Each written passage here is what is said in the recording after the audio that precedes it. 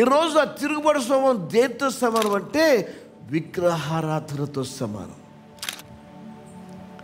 సౌలుతో సమూయేలు అంటాడు, అయ్యా మాట వినుట కంటే మాట తిరుగుబాటు చేసిన కదా అది విగ్రహారాధనతో సమానం అంటాడు.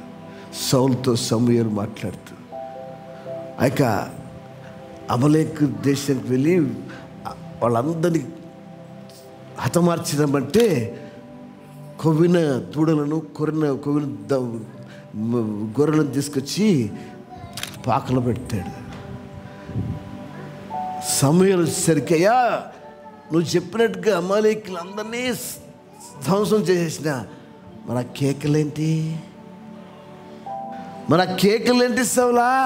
అయ్యో మీ దేవుడికి కొవ్విన దూడలు ఇష్టం కదా, మా వాళ్ళంతా చెప్పినాక అయ్యా దేవుడికి కొవ్విన దూడలు ఇష్టము కాబట్టి ఆ కొవ్విన దూడలు కాబట్టి మనం తీసుకెళ్దామని తీసుకొచ్చాము, కానీ తక్కిన వాళ్ళందరినీ హతమార్చేసాను. మాట వినట కంటే మాట తప్పడం విగ్రహారాధనతో సమానం.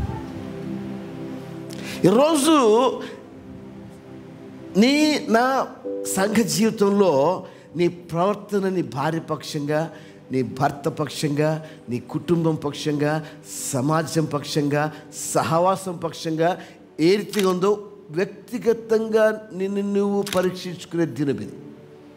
Don't just pin somebody what about you అనకండి. Don't just